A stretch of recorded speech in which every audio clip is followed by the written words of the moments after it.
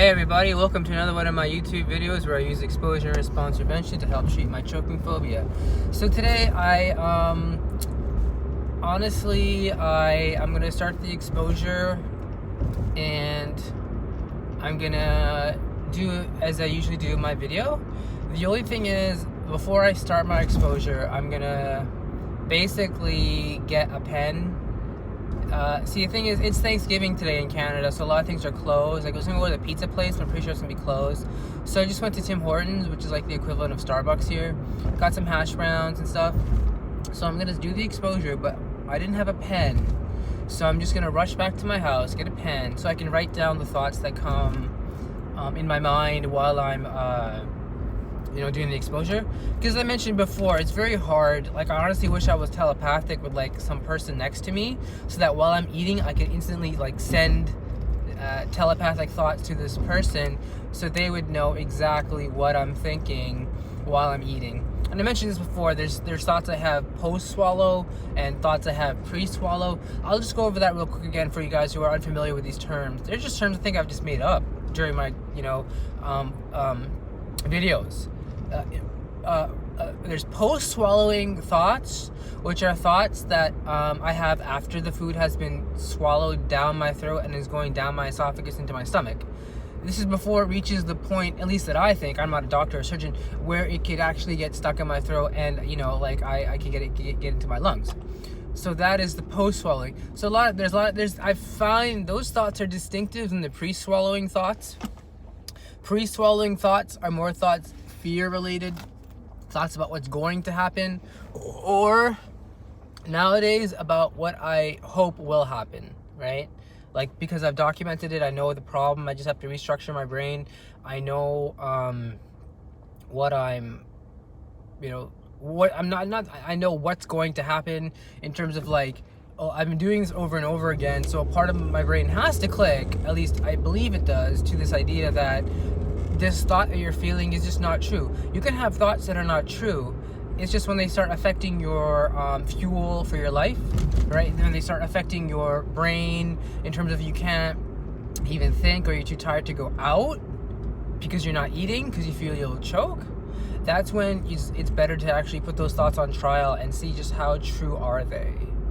And I guarantee you, obviously, if there hasn't been any sort of physiological reason for you having a swallowing disorder like throat cancer, or I don't know, people have different, like stroke or any sort of disorders that could cause swallowing problems. If you have no physiological problems with your body in terms of swallowing, then you'll understand that it has everything to do with anxiety. It has everything to do with feeling thoughts that you believe are real, and your body convinces your mind they're real. The only problem is they're just not real, and you actually need to like fight through that by doing this, which is basically eating and rating your anxiety, not the food, but rating the anxiety level, not the food you're eating, but the anxiety level. It does help if, oh, what is this? This is not a warm Coke. Oh, I'm so unhappy. Sorry, I rated the food, should have rated the anxiety. I'm gonna go inside, I'm gonna get my cold Coke, and I'm gonna get a pen and some paper. I'll be right back, a couple minutes.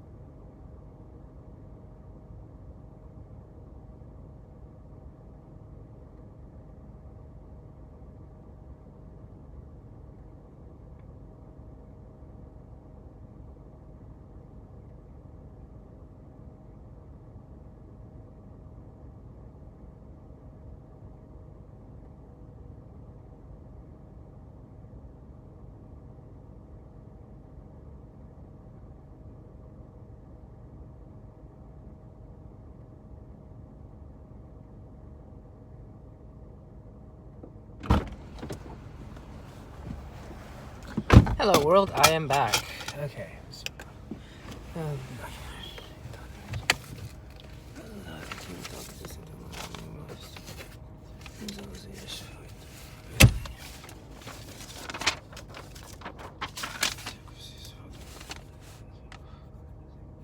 So, I'm gonna get my thought record down here.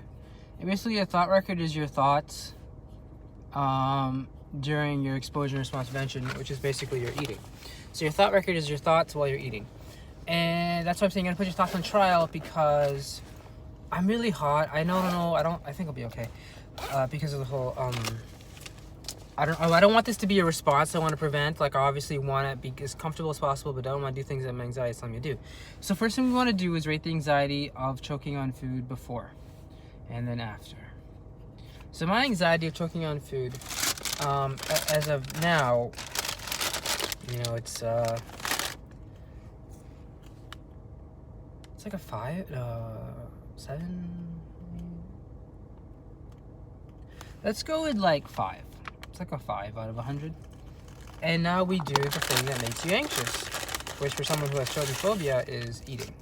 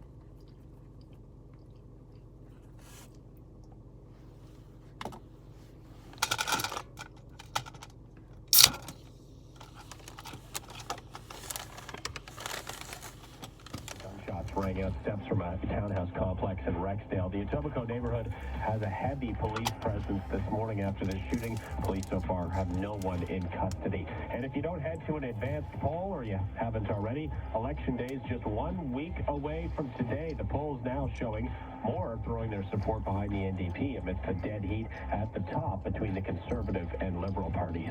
As a check on traffic, here's Barb Andrews. And we had some tire debris eastbound QEW east of Bear Mills Parkway in the right lane. More details coming up at 10:51. I'm meteorologist Carl Lamb in the 680 News Weather Center. What can you expect as we head back to work and back to school? I'll have the details, and here's a hint. You'll want to have an umbrella for the middle of the week. 680 News Time, 10:45. Time for 680 Sports from Sportsnet 590 The Fan. Here's Andrew Nye. Stewart, the Maple Leafs have loaned defenseman Rasmus Sandin to the Marlies and recalled defenseman Kevin Gravel. Sandin has played 6 games. His entry-level deal doesn't kick in until 10. Morgan Riley's game also a topic of the conversation this morning, specifically his transition defense, which Ian Tulloch of Leafs Geeks podcast says is not good. Neither is Cody Cece's, and that's not good. If there's an opposing right winger who's skating right at him, instead of shutting that play down at the blue line the way that someone like Jake Muzzin would, or Rasmus Sandin, Travis Dermott's also excellent at this, Morgan Riley has a tendency to back off and give the opposition a free zone entry. That wouldn't be a problem if he was playing with a player who could help make up for that. Unfortunately, that's something that Cody Cece really struggles with. Leafs will take on Minnesota tomorrow. Freddie Gauthier to join Hockey Central today at 12:20. Desperate situation for the St. Louis Cardinals tonight. They're in Washington, down 2-0 in the NLCS. Jake Flaherty gets a start against Steven Strasburg. First pitch just after 7:30 on Sportsnet and Sportsnet 590 The Fan. Our radio pregame starts at 7. And the Monday Night Football contest is at Lambeau Field in Green Bay, where the 4-1 Packers host the 2-1-1 Detroit Lions. Kickoff at 8:15. Sports at 15 and 45 past every hour or anytime on the home of Tim and Sid starting today at 5. Sportsnet 590, The Fan. 680 News Time, 10:47. When I opened my bakery, I was over the moon. But the constant paperwork brought me back down to earth.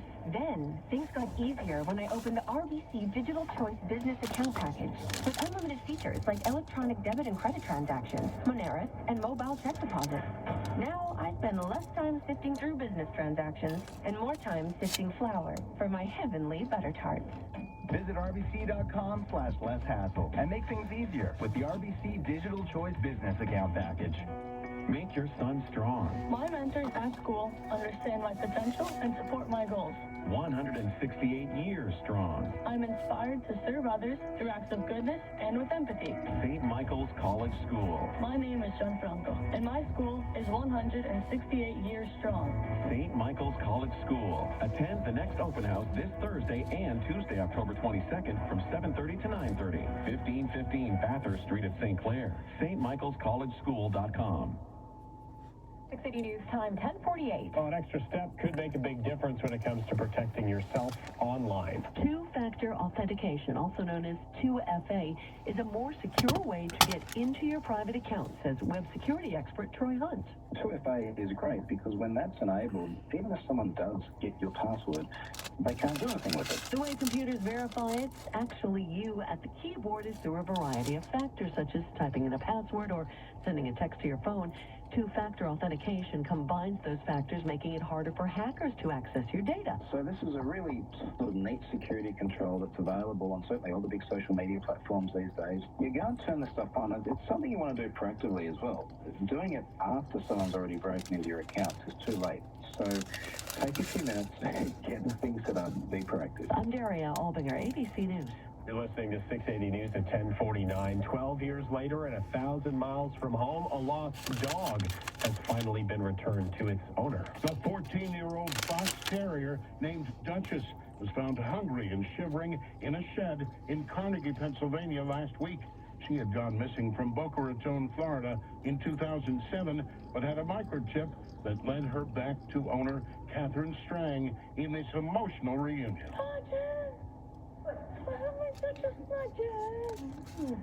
Hi, baby. It's not known how Duchess ended up in the Pittsburgh area. Dave Schreiber, ABC News. Coming up next, we'll check traffic and weather together. 680 News Time, 10:50. If you've had your eye on the award-winning Infiniti QX50, voted the AJAC Best Midsize Premium Utility Vehicle in Canada, now is your time. This October, it's the Infiniti 2019 Luxury Clear Out event. Lease or finance a 2019 QX50 from... So the anxiety, the exposure is over. Put some radio on because I know I'm not a big talker when I eat. I'm just trying to focus on my thoughts, right, when I'm eating, and just how my body reacts to it, allow my body to feel certain emotions that I might not otherwise feel, because, for example, I feel like I don't want to feel those emotions. But that's the whole point of this practice. So, anxiety level 4 was a 5. It stayed at a 5, which I've been calling progress since I've been hitting 15s and 20s about 2-3 weeks ago. When we're in the 5 range, sometimes I even think, should I continue making these videos? And then I remember that there is no cure for OCPD, there's no cure for choking phobia, except effective treatment methods, and I believe this is a very effective treatment method. It's hard work. You got to make a video every day, and you got to document your anxiety and write your thoughts down and see where you might be going wrong. No one ever said it was easy, I guess. That's what I was trying to say there. Okay, let's get started with my crazy thoughts here. Number 1, paper packaging will choke me. So the paper packaging of the hash brown, not of the, seeing the paper packaging here, not of the actual paper that it comes in, but the paper that you eat the hash brown out of. Yeah, I thought that it would, the paper packaging, I believe some of it is, the grease got kind of stuck with the hash brown, right, and the paper packaging, so I thought if I was to open it, some of the hash brown will be stuck on the grease, which would allow it to stick to the paper. And then I might eat some of that paper, thinking it was hash brown or whatever, right? And I'll choke. That's obviously that's not a thought I've actually had the past few exposures. I think the past 3 or 4 exposures, I actually haven't had this thought, even though it's been a thought that's been continuing since I've been beginning these videos and these thought records. This is a thought that has been kind of consistent. I will choke, you know, book binding will choke me, or pen lead will choke me, or, you know, anything, you know, it might get into my Coke and it'll drop and notice it'll choke me. I haven't noticed that for a while, but it's coming back. So I don't know if it's cyclical or simply just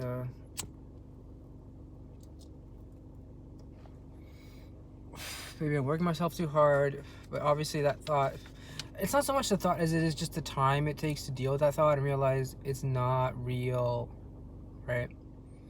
It's like you're working through your life and then once in a while you think the Matrix exists, but then you need someone to just slap you and be like, it's not real. Right? The Matrix is not real. Okay? We can try to think about it as much as we can, but that thought is not real. The Matrix is not real. Next thought. Neighbor watching me, wrong, negative automatic thought. Yeah, I think my neighbor passed by in their house.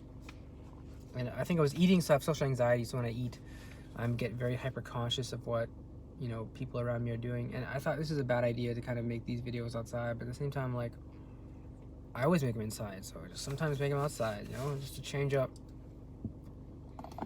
the scenery, change up the decor. It's getting too boring just eating inside all the time.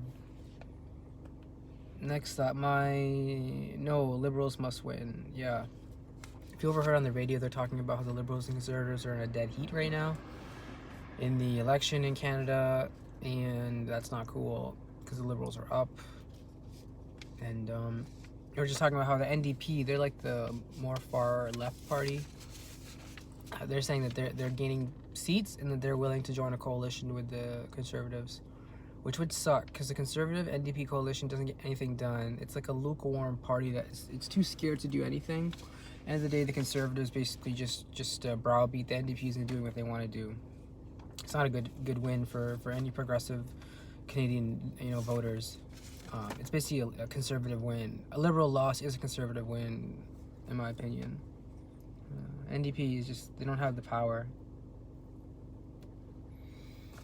They don't have the voter base. They have voter bases out west in British Columbia and downtown Ontario, Toronto, and some of Newfoundland. But I think most of it, like I think Saskatchewan as well, they have a little bit. But for the most part, they're on the fringes of mainstream political society. It's basically liberals and conservatives. And I can't believe the conservatives are actually tied with the liberals. They might even win. Like I remember last election, there were so many liberal signs in my neighborhood.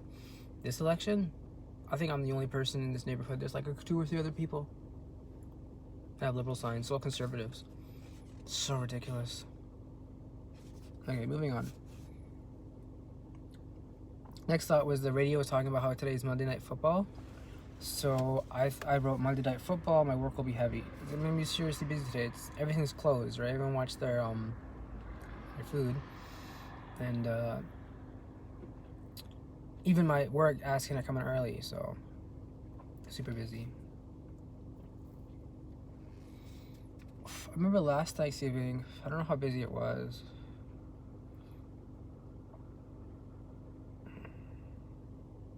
Pretty sure it was busy though.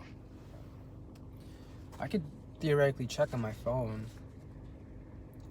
Might just do that. Next thought. Weed and then pause. I don't know what it means, but I think I'm onto something. Weed, pause.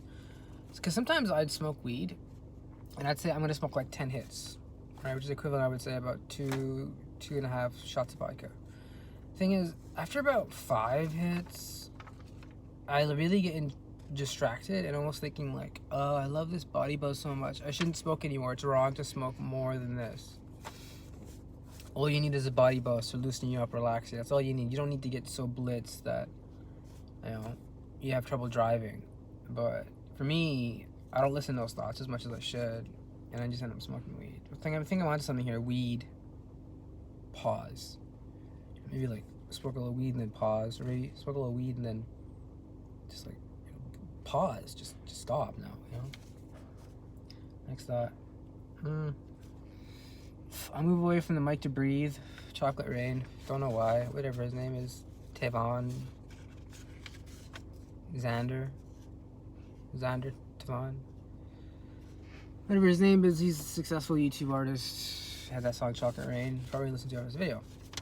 Next thought is 1,000 miles. I was listening to the radio about this dog who apparently there was a storm or something in Florida, and she ran 1,000 miles, wound up in a shed in Pennsylvania, shivering and cold. And the only way they found her is because she had a chip on her like a tracker. And I was thinking, damn, that's crazy. 1,000 miles. How did a dog travel 1,000 miles? I don't even know how would that happen. How would that begin? How would that? I'm thinking the dog was from Florida, right? I'm thinking, okay, so the dog probably knew the ocean is where mommy lives, or he knew, for example, land is where mommy lives, and the ocean is where, you know, mommy would take the dog to have fun. So if the dog gets lost, it thinks go to the land where the house is, not where the ocean is, because that's where I go to play. No, I need my mom. And the problem is, all the entire United States is land. So I think, you know, she just got confused. Man, imagine just walking 1,000 miles as a dog. How tired would you be? Where would you even stay? Like, and what would you eat? Like, what would you eat? It's not like...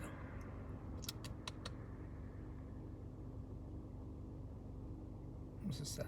It's really, really sad. Well, you know, they say they got her back.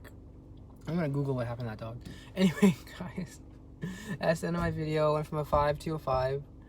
Remember, you guys can do this. Stay with your anxiety. Don't let your anxiety rule you. You run your anxiety. And I think that's all I want to say. So remember, guys, stay with it.